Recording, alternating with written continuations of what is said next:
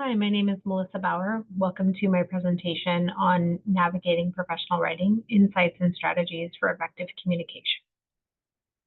In this interview, I spoke with a bureau chief for the state of California who manages a variety of writing tasks, which we'll discuss during this presentation. This interview aims to provide insights into her writing processes, the differences between academic and professional writing, and offer some practical advice for new professionals transitioning into new roles. Let's dive in. The purpose of conducting this interview was layered. Primarily, I wanted to gain deep insight into the writing processes and strategies employed by a professional. In this case, she handles a wide array of writing tasks, and understanding her approach helps to best understand best practices for professional writing in similar roles. One of the areas we explored was the transition from academic to professional writing, which we'll discuss on a later slide. Another important aspect we discussed was the complexity of titles, departments, and classifications within the state of California. This complexity can be confusing for those unfamiliar with the structure, making it really critical for employees to understand their organizational context to be able to communicate effectively. The interviewee uses the unofficial title, Program Management and Oversight Bureau Chief, to concisely explain her role, which is actually more descriptive of her actual responsibilities than her official title, which you'll see on the org chart that I've created on the next slide. By diving into these topics, I aim to provide some practical guidance for new professionals transitioning into similar roles to help navigate the often challenging shift from academic to professional writing and emphasize the importance of understanding organizational structure. So organizational structure is really important.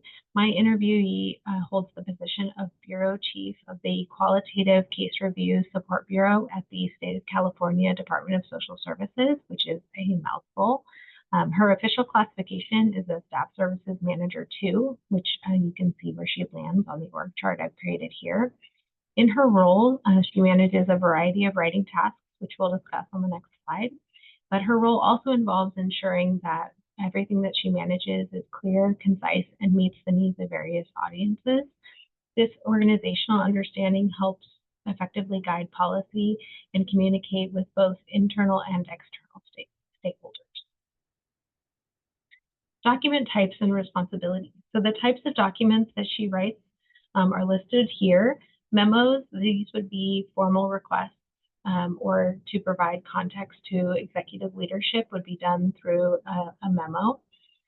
All county letters, these are more formal and are used to inform and direct policy changes for agencies, and they often provide a lot of guidance on how to implement those changes and often include a policies and procedures update. So she also has to add content to or update content to the policies and procedures, which provide direction on program implementation and how to ensure success. Emails. So since the pandemic, she reported that she sends anywhere from 5 to 200 emails a day. Many of these departments for the state of California have gone remote, so a lot of communication has been shifted to email. Next, she creates job aids. These are how-to manuals. So these would provide examples and directions for her staff for the work product that they're responsible for to help them understand the expectations. PowerPoints and training curriculum. This is content that her department creates to provide trainings or create webinars and presentations. This content is often sent to outside trainers and taken around the state for conferences or to train onboarding staff. And finally, we have reports where she would consolidate her data and findings to inform policy and to direct system change. In our interview, we discussed how academic writing and professional writing differ significantly. When I asked her about her academic writing career, she noted that she felt that it focused more on citations and specific formats and was often more about following strict guidelines and proving knowledge than anything else. She feels that professional writing is centered around the audience's needs and that the main goal is to communicate information clearly and effectively to various audiences. She shared that one of the biggest changes that she had to make was shifting her focus from just presenting information to really ensuring that it was understandable and relevant to her audience. This meant learning to identify her audience's needs and expectations and tailoring her writing accordingly. In this case, the Department of Social Services is often required to ensure that their documentation that's public-facing is able to be read at a third grade level. So by doing this, she had to learn the industry standards.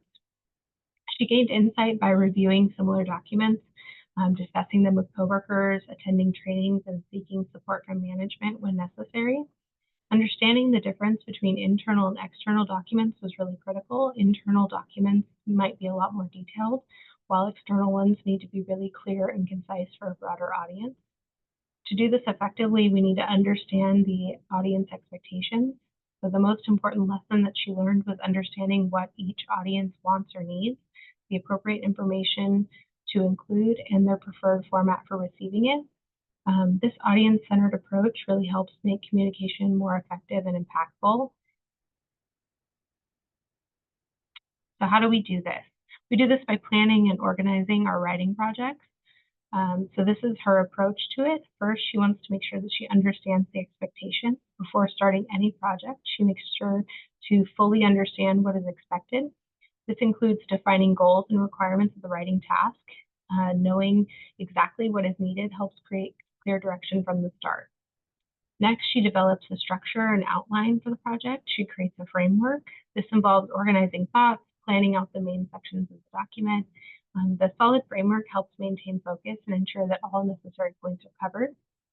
Next, she advises to seek feedback. It's always an ongoing process, and she incorporates multiple opportunities within the timeline to get input and ensures to make adjustments and make sure that the document meets all expectations. So she does this through setting appropriate timelines and coordinates with her team to ensure that all deadlines are met, including regular check-ins to update everyone and ensure that everyone is aligned with the project goals. Her approach also involves considering legal obligations and implications of her work. So for those public-facing documents, she often makes time to consult with legal or the Human Resources Department to ensure that everything is appropriate for release.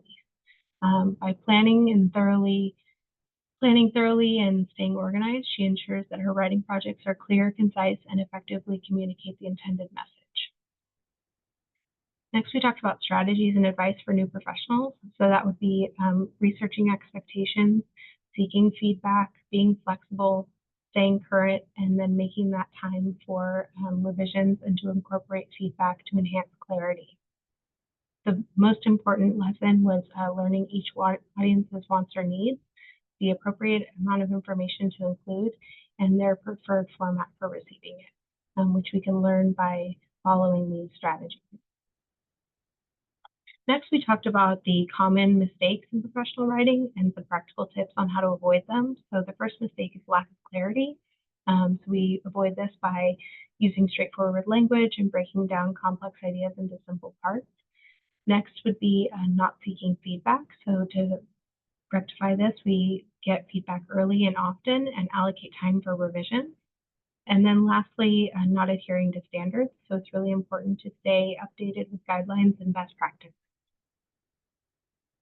In conclusion, I feel that we've gained valuable insight into professional writing processes and highlighted some of the transition work that needs to be done from academic to professional writing. We've discussed the importance of audience-focused writing and how important it is to tailor the content to meet the audience's needs. And we've discussed the final advice for new professionals to research expectations and standards and seek and incorporate feedback and to stay flexible and adapt to new information. These are the references that I used for my report, which include a lot of resources from the Department of Social Services. And these are the questions that I asked during my interview. Thank you.